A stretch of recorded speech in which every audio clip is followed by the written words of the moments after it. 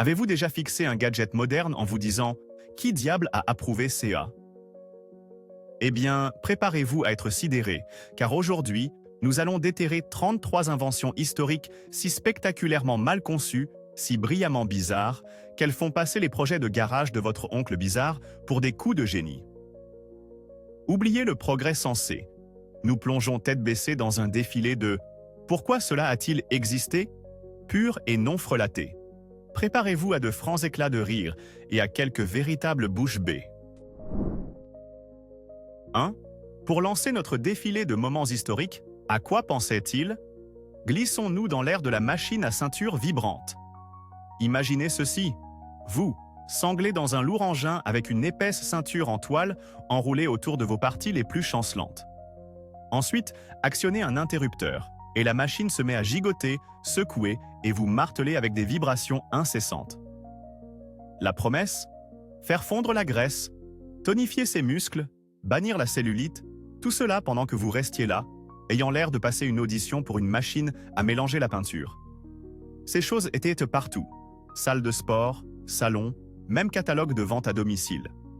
Les gens croyaient sincèrement qu'ils pouvaient être violemment vibrés pour se mettre en forme.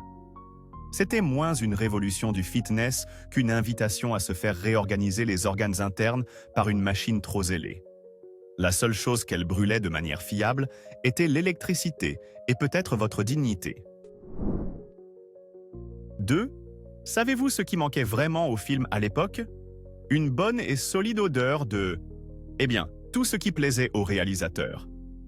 Entrée Smell O Vision et son concurrent, tout aussi odorant, Aromarama, des ambitieuses années 1950 et 60. Le concept était un pur optimisme olfactif.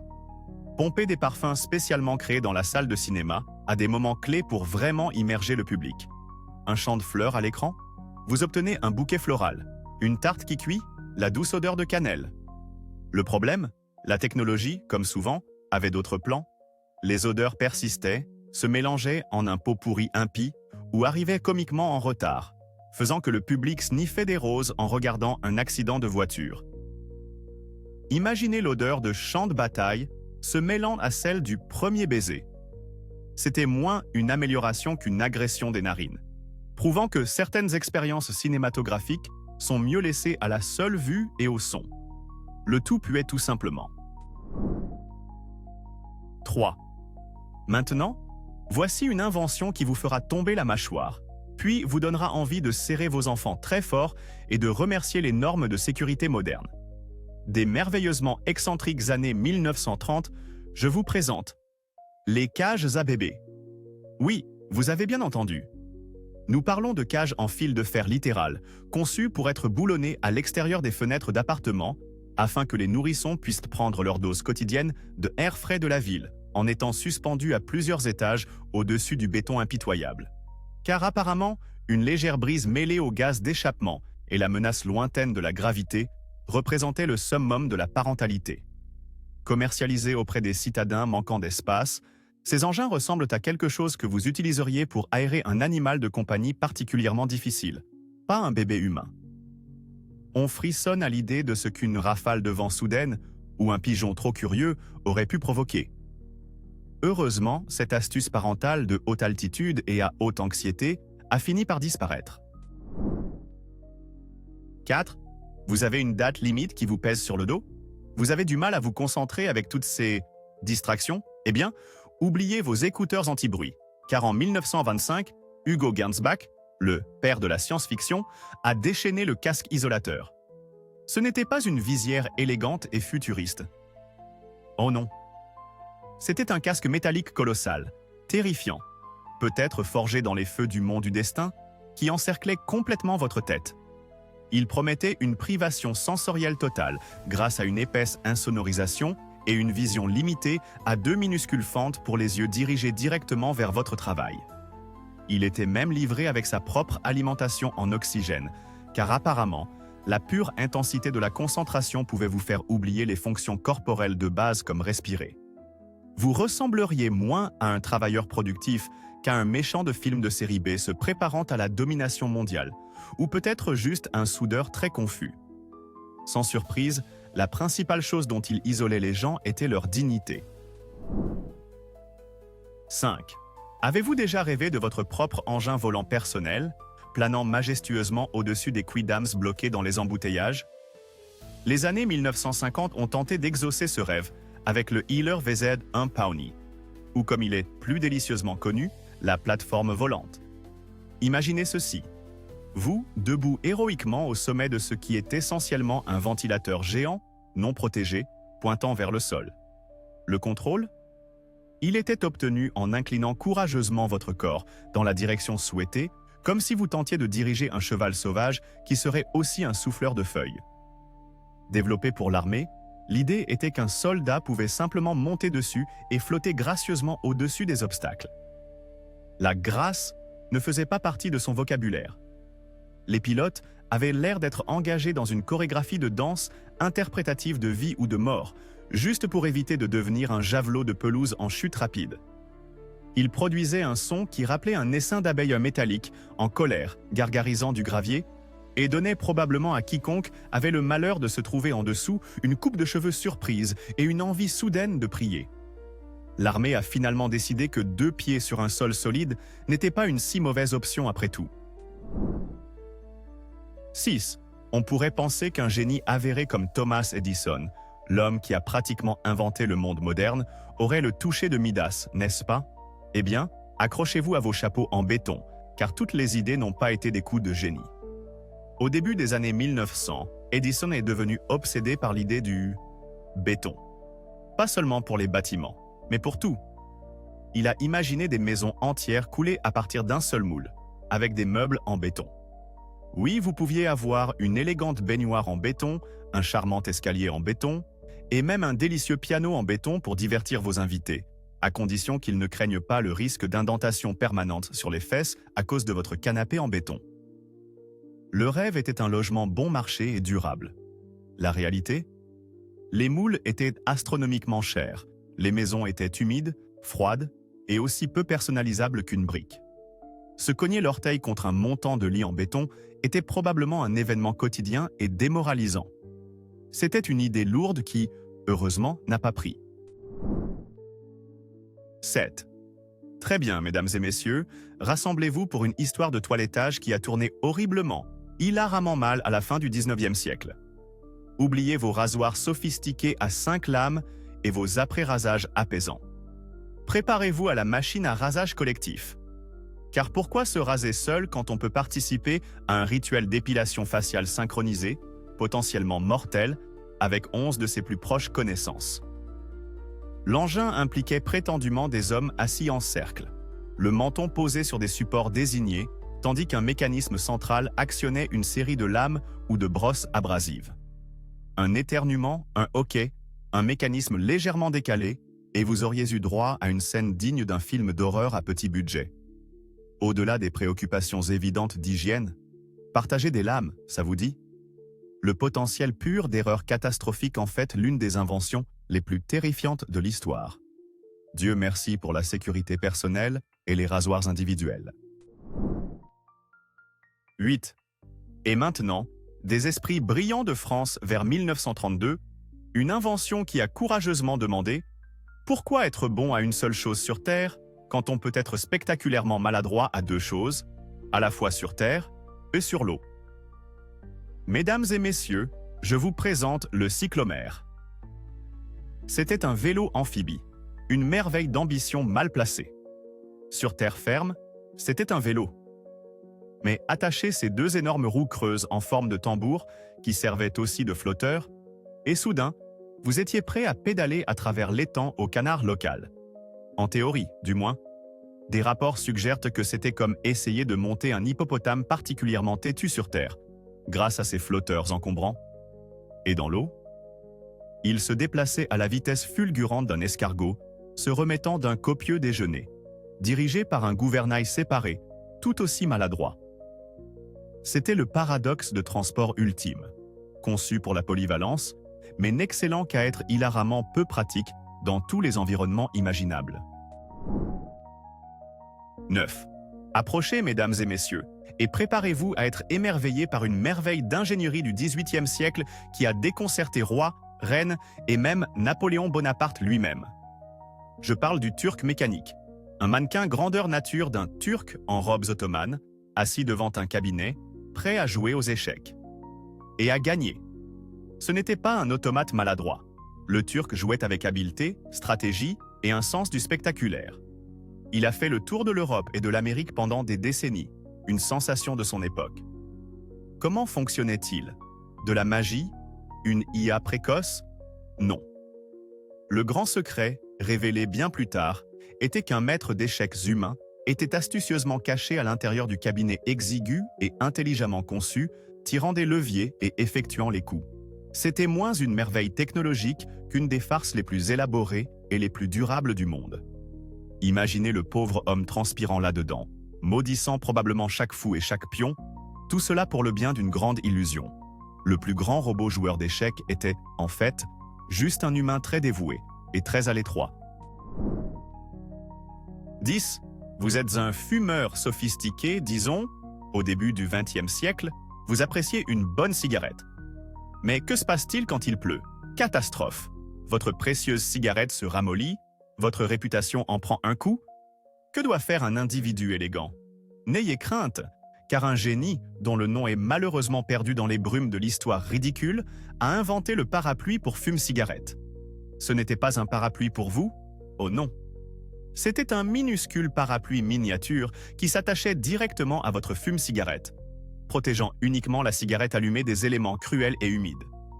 Imaginez, un adulte protégeant diligemment une seule cigarette avec un parapluie ridiculement petit, pendant que le reste de sa personne est trempé. C'est un niveau de dévouement à ses vices qui est presque admirable, si ce n'était pas si totalement absurde. La simple image de cette chose en action suffit à vous faire rire. Les priorités, les gens, les priorités. 11. En avant rapide vers les années 1970 branchées, une ère de grosses chevelures et de faux pas de mode encore plus grands. Vous avez passé des heures à crêper, laquer et perfectionner votre magnifique bouffant ou votre coiffure phare à fossette, en plumes. C'est l'heure de la douche. L'horreur. Comment protéger votre coiffure méticuleusement élaborée des ravages de l'eau et de la vapeur? Voici le bonnet de douche. Ce n'était pas un petit bonnet chic. C'était un sac en plastique complet et résistant qui enveloppait toute votre tête, se serrant autour de votre cou, vous donnant l'impression que vous vous prépariez soit à un nettoyage de déchets dangereux, soit à être lancé dans l'espace depuis votre baignoire. Pratique? Peut-être, si la claustrophobie ne vous dérangeait pas et si vous acceptiez la forte probabilité d'en ressortir, ressemblant à un légume cuit à la vapeur. À la mode? Absolument pas. C'était le genre d'invention qui criait « Mes cheveux sont plus importants que ma capacité à respirer librement ou à voir où je vais ». 12. Conduire au début du XXe siècle était un peu dangereux. Les voitures étaient nouvelles, les freins étaient douteux, et les piétons, eh bien, ils avaient l'habitude de se mettre en travers du chemin. Alors, quelle était la solution compatissante et soucieuse de la sécurité? Le pare-piéton, bien sûr. Attachés à l'avant des automobiles, ces dispositifs étaient essentiellement d'énormes engins en forme de pelle, ressemblant parfois à un ignoble chasse-pierre de locomotive, conçu pour doucement ramasser toute âme malheureuse qui s'aventurait sur le chemin du véhicule. Imaginez être doucement ramassé par une pelle métallique en mouvement. Les publicités devaient probablement dire « Réduit les décès de piétons en les transformant en ornements de capot involontaires ». C'est un témoignage de l'approche plutôt brutale de l'époque en matière de résolution de problèmes. Heureusement, l'attention s'est finalement déplacée vers, vous savez, de meilleurs freins et l'apprentissage aux gens de ne pas jouer au poulet avec une Ford T.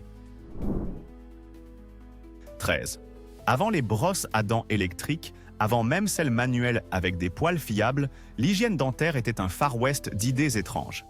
Voici le polisseur de dents, un dispositif plutôt alarmant de l'époque victorienne qui consistait souvent en un manche avec une tête rotative, parfois faite de cuir, de feutre ou même d'ivoire, sur laquelle vous appliquiez une poudre dentifrice. Certains étaient manuels, nécessitant un énergique remontage à la main ou un frottement, tandis que d'autres avaient alors même des mécanismes d'horlogerie. Imaginez remonter votre brosse à dents comme un soldat de plomb avant la bataille contre la plaque dentaire. L'efficacité était discutable, et le potentiel d'abrasion des gencives était probablement assez élevé. C'était bien loin des douces vibrations d'aujourd'hui, plus comme utiliser un outil électrique sur vos dents de perles. Vous auriez certainement l'impression d'avoir fait quelque chose à vos dents, bien que la question de savoir si c'était une bonne chose en soit une toute autre. 14. Hollywood, année 1930. L'âge d'or du glamour, où la perfection n'était pas seulement désirée, elle était méticuleusement conçue. Et comment y parvenait-il? Avec le micromètre de beauté, bien sûr. Inventé par le légendaire Max Factor lui-même, cette terrifiante cage métallique d'allure médiévale était attachée sur la tête d'une actrice.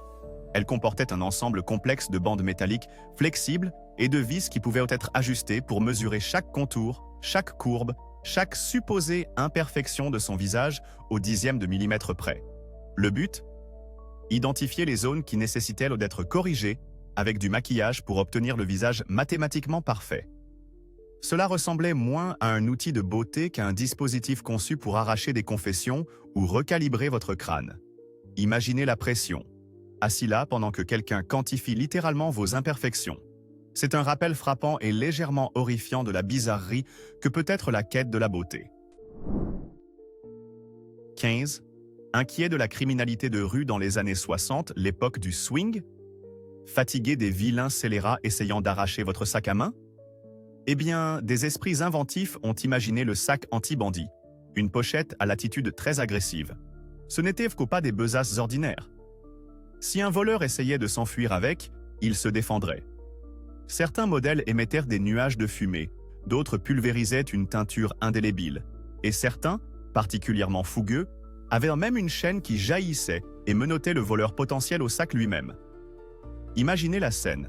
Un pickpocket surpris, soudainement attaché à un sac à main fumant et crachant de la teinture. Bien que l'idée d'un accessoire autodéfensif soit amusante, les aspects pratiques étaient désordonnés. Des décharges accidentelles dans des endroits bondés, teindre vos propres vêtements, être attaché en permanence à vos courses. C'était une approche audacieuse, bien que légèrement excessive, de la sécurité personnelle. 16. Oh, l'éternelle quête des traits faciaux mignons. En 1936, si vous n'étiez pas naturellement doté d'adorables fossettes, vous n'aviez pas à désespérer. Vous pouviez simplement acheter le créateur de fossettes. Cet appareil charmant consistait en un engin métallique élastique que vous portiez sur votre visage. Il était doté de 2 petits boutons ou coussinets qui pressaient fermement vos joues, supposément encourageant la formation de fossettes par la simple force de la volonté et une pression constante. Il était recommandé aux utilisateurs de le porter pendant de longues périodes. Le résultat? Probablement des joues douloureuses, des indentations temporaires et un profond sentiment de déception plutôt qu'une paire de fossettes mutines. C'est un exemple classique de l'espoir triomphant de la réalité anatomique et un rappel que certaines tendances de beauté sont mieux laissées dans la catégorie « À quoi pensait-il ?» On ne peut qu'imaginer les conversations. « Qu'est-ce que tu as sur le visage ?»« Oh, juste mon appareil de torture de joue. Je veux dire, mon créateur de fossettes. » 17. La guerre est un enfer. Et pendant les périodes des guerres mondiales, la menace de la guerre chimique était terriblement réelle. Comment protéger les plus vulnérables, comme les nourrissons, d'un tel ennemi invisible? Eh bien, vous inventez la poussette masque à gaz. Ce n'était pas juste une poussette ordinaire avec un peu de rembourrage supplémentaire. C'était une voiture entièrement scellée, souvent en forme de cercueil, complète avec son propre système de filtration d'air et une fenêtre d'observation qui faisait ressembler le bébé à un minuscule astronaute déconcerté en mission très sombre. Certains modèles étaient vraiment cauchemardesques, ressemblant à quelque chose tiré d'un film d'horreur post-apocalyptique. Bien que né d'un besoin de protection authentique et désespéré, la vue de ces engins est un rappel glaçant des temps plus sombres et des efforts extrêmes déployés par les gens face à des menaces inimaginables. C'est une invention qui encapsule parfaitement la peur et l'ingéniosité dans un ensemble très étrange. 18. Le rêve d'une voiture qui peut aussi être un bateau est un rêve persistant. Pourquoi choisir entre la terre et la mer quand vous pouvez avoir les deux? Voici l'Amphicar, une création allemande des années 1960 qui promettait exactement cela. Elle ressemblait à une voiture légèrement en forme de baignoire, et en actionnant quelques leviers, ses roues se rétractaient en quelque sorte, et des hélices s'engageaient, transformant votre véhicule quotidien en, un bateau très lent. Le problème était qu'elle n'était pas une voiture particulièrement bonne sur Terre, étant sujette aux fuites et pas très rapide, et ce n'était pas non plus un bateau particulièrement bon sur l'eau, étant lent, encombrant et toujours, vous l'avez deviné, sujet aux fuites. Les propriétaires plaisantaient souvent en disant que c'était la voiture la plus rapide sur l'eau et le bateau le plus rapide sur Terre. C'était un maître du compromis de toutes les mauvaises manières, une nouveauté charmante et imparfaite qui a surtout prouvé qu'essayer d'être deux choses à la fois signifie souvent que vous n'êtes très bon dans aucune des deux. 19. Des patins à roulettes? Amusant. Mais s'ils étaient plus rapides et plus bruyants et significativement plus dangereux? Des inventeurs du début du XXe siècle, manifestement animés par un excès d'esprit casse-cou et un mépris pour l'intégrité des chevilles, ont décidé d'attacher de petits moteurs à essence directement sur des patins à roulettes. Oui, des patins à roulettes motorisés. Imaginez la scène. Vous, dévalant le trottoir avec de minuscules moteurs pétaradants attachés à vos pieds, essayant de maintenir l'équilibre, d'éviter les piétons et de ne pas mettre le feu à votre pantalon. Le contrôle était rudimentaire, les freins étaient une arrière-pensée et le bruit devait être épouvantable. C'était moins un mode de transport pratique qu'un sport extrême pour les personnes qui trouvaient le patinage à roulettes ordinaire beaucoup trop sage. Ces engins étaient un glorieux témoignage de la quête incessante de l'humanité pour attacher un moteur à littéralement tout ce qui bouge, ou non. 20. Bien avant que les casques de réalité virtuelle ne deviennent élégants et relativement courants, les années 1960 nous ont donné un aperçu de l'avenir des écrans portables avec le télévim. Il ne s'agissait pas de vos lunettes de réalité augmentée tendance. Pensez plutôt à attacher deux écrans de télévision miniature et à basse résolution directement sur vos globes oculaires, logés dans un engin encombrant, semblable à un casque, qui pesait probablement plus que votre propre tête. La promesse était une expérience télévisuelle personnelle et immersive. La réalité était probablement une fatigue oculaire, un mal de tête lancinant et la peur constante de heurter un mur car votre vision périphérique était désormais un souvenir flou. C'était un pas ambitieux, bien que maladroit, vers un temps d'écran plus personnel, mais cela semblait profondément inconfortable et rendait probablement le porteur semblable à un cyborg à petit budget souffrant d'une grave dépendance à la télévision. L'avenir arrivait, mais il était lourd et vous donnait mal au cou. 21. La guerre froide. Une époque de paranoïa nucléaire, d'abris anti-bombes et de sous-vêtements anti-radiation. Oui, vous avez bien lu. À une époque où la menace d'une annihilation atomique planait, certaines entreprises audacieuses, ou peut-être opportunistes, ont décidé de commercialiser des sous-vêtements qui prétendaient offrir une protection contre les radiations nocives. Il ne s'agissait pas de coquilles doublées de plomb, remarquez bien. Souvent, il s'agissait simplement de slips ou de culottes d'apparence normale, fabriquées avec un tissu ou une doublure spéciale qui était censée avoir des propriétés anti-radiation. Fonctionnait-il? Presque certainement pas de manière significative contre une explosion nucléaire réelle ou des retombées importantes. C'était plus probablement un placebo psychologique, un bouclier de tissu léger contre une menace invisible et terrifiante. C'est un exemple plutôt bizarre et poignant de la façon dont la peur peut alimenter des produits de consommation vraiment douteux. Car quand les bombes tombent, votre plus grande préoccupation est certainement votre sous-vêtement. 22. Fatigué du travail manuel que représente le lavage de vos propres cheveux? Apparemment, les gens l'étaient aussi dans les années 1930, ce qui a conduit à l'invention de la machine à laver les cheveux automatique. Ce n'était pas un appareil de salon élégant, c'était un engin monstrueux, semblable à un casque, qui semblait tout droit sorti du laboratoire d'un scientifique fou. Vous vous asseyez, ce dôme massif descendait sur votre tête, puis une série de buses distribuait, espérons-le, de l'eau, du shampoing et du rinçage, tandis que, peut-être, des doigts mécaniques terrifiants massaient votre cuir chevelu. Ou peut-être se contentait-il de vous arroser avec des jets à haute pression? Les publicités promettaient commodité et un nettoyage en profondeur. La réalité impliquait probablement beaucoup d'eau dans les oreilles, de savon dans les yeux, et une sensation générale d'être piégé à l'intérieur d'un lave-auto en panne pour votre tête. Cela vous fait apprécier la simple élégance d'une bouteille de shampoing et de vos propres mains. 23. Ah, l'ère de la chevalerie, où un gentleman soulevait toujours son chapeau devant une dame. Mais que faire si vous étiez étourdi? Ou si vos bras étaient chargés, disons, d'autres inventions ratées? N'ayez crainte, la machine à chapeau automatique était là pour sauver votre réputation. Cet appareil ingénieux, bien que quelque peu surconçu, était un mécanisme souvent dissimulé à l'intérieur du chapeau lui-même, ou connecté via une ficelle subtile qui soulevait automatiquement votre chapeau pour vous au moment opportun, peut-être déclenché par un hochement de tête ou un petit geste. Car lever manuellement son propre chapeau était clairement un fardeau insupportable. Imaginez le potentiel de raté comique. Votre chapeau saluant avec enthousiasme chaque lampadaire ou saluant vigoureusement un chien qui passe. C'était une tentative d'automatiser l'étiquette, ce qui est généralement un signe que l'étiquette elle-même est en difficulté.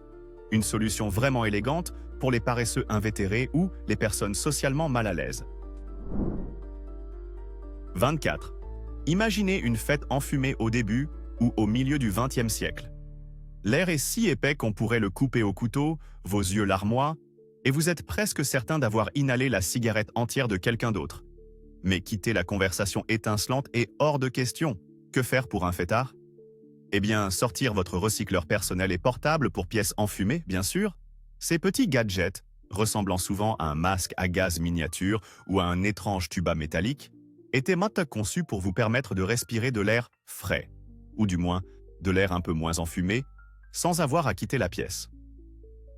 Vous auriez l'air absolument ridicule, comme un poisson hors de l'eau essayant désespérément de filtrer le miasme. Mais bon, au moins vous ne rateriez aucun potin juteux. C'était une solution particulière à un problème qui aurait pu être résolu en sortant simplement un instant. Mais où est le plaisir là-dedans? 25. Les lunettes de soleil, c'est cool. Les stores vénitiens sont fonctionnels pour les fenêtres. Alors, naturellement, quelqu'un a eu l'idée géniale de les combiner en les lunettes de soleil vénitiennes. Oui, imaginez de minuscules stores à lattes, exactement comme ceux de vos fenêtres, mais miniaturisés et fixés sur une monture de lunettes. L'idée était probablement de bloquer le soleil, mais l'exécution signifiait que vous regardiez essentiellement le monde à travers une série de fentes horizontales. Cela offrait une excellente protection si le soleil était directement devant vous et que vous n'aviez pas besoin de voir quoi que ce soit d'autre, comme, disons, un bus arrivant ou le trottoir sur lequel vous étiez sur le point de trébucher. Tendance? Discutable. Pratique? Fortement discutable. Elles offraient tout le style d'un habillage de fenêtre et toute la visibilité d'un coup d'œil à travers une clôture. Un véritable triomphe de la forme sur, eh bien, tout le reste. 26. Pour le fumeur qui trouvait qu'une cigarette à la fois était tout simplement trop inefficace, trop banale, il y avait le dispositif à fumer en chaîne. Ce n'était pas juste un étui à cigarette fantaisie.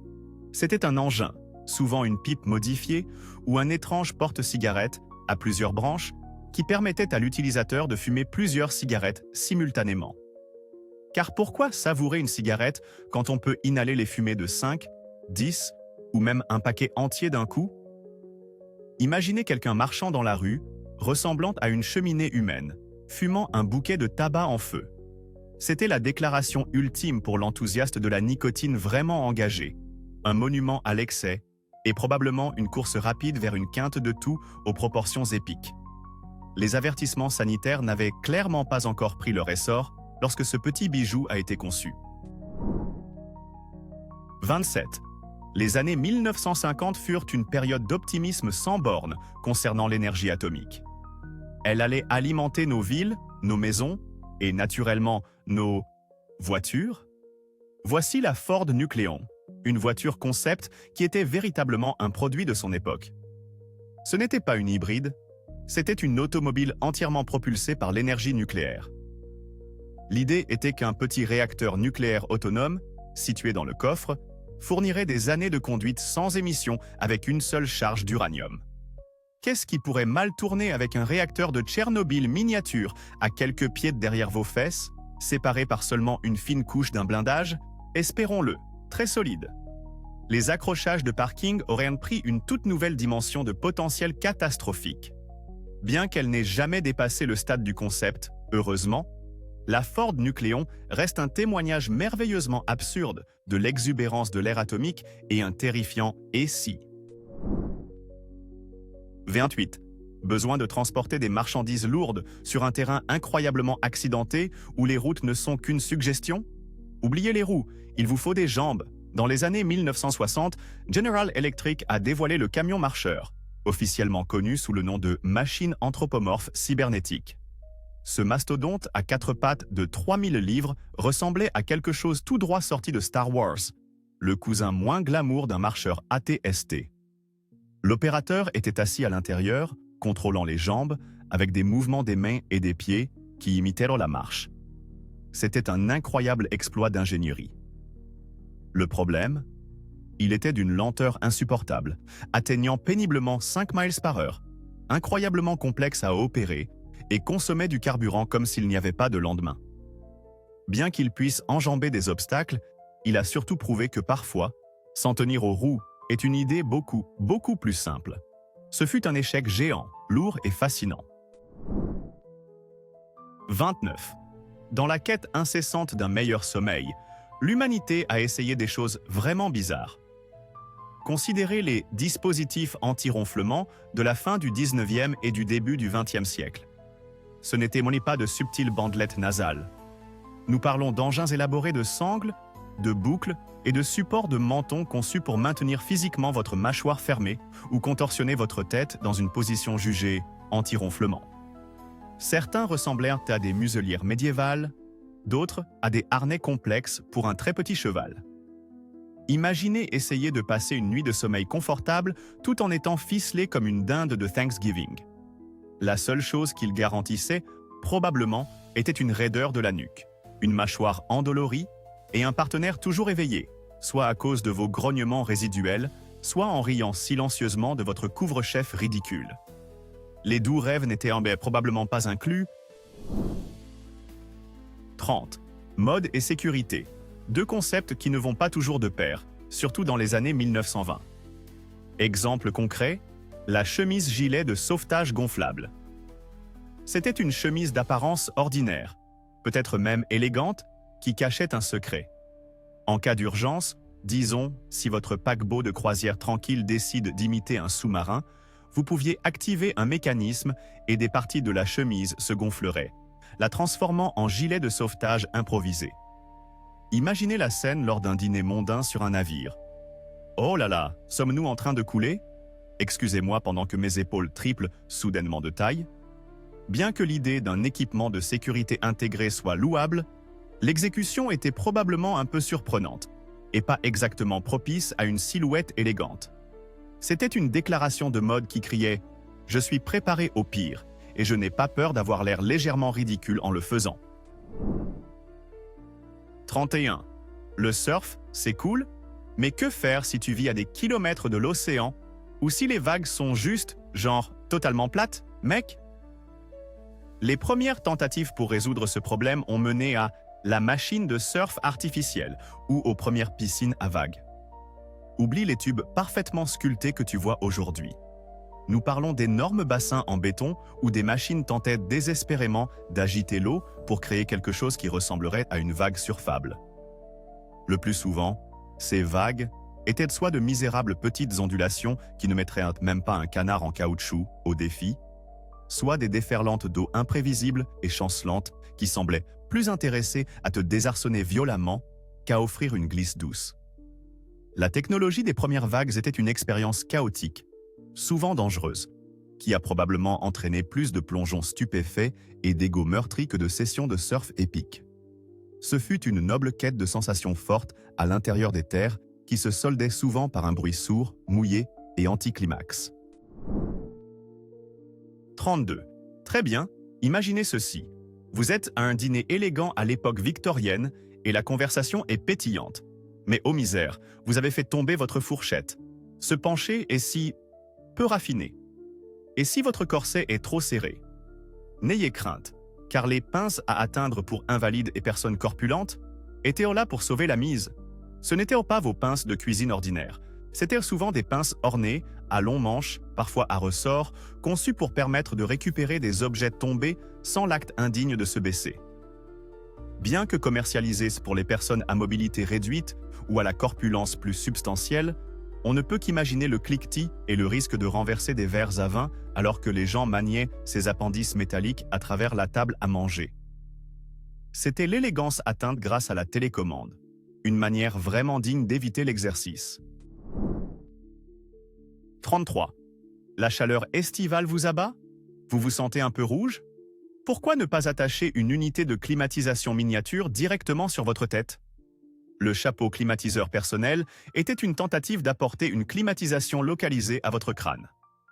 Ces merveilles d'ingénierie, discutables, impliquèrent souvent un chapeau encombrant avec un ventilateur intégré, parfois alimenté par des piles, parfois même avec un minuscule système de refroidissement basé sur le fréon qui laissait probablement couler de la condensation sur votre cou. Vous auriez l'air d'un personnage de film de science-fiction à petit budget, avec un engin vrombissant, peut-être bruyant, juché de manière précaire sur votre caboche. Cela fonctionnait-il? Peut-être un peu. Cela vous donnait-il l'air totalement extravagant? Absolument. C'était le sacrifice de mode ultime pour un front légèrement plus frais, prouvant que lorsqu'il s'agit de combattre la chaleur, certaines personnes essaieront littéralement n'importe quoi. Et voici la preuve que parfois, les idées les plus brillantes de l'humanité sont juste brillamment mauvaises.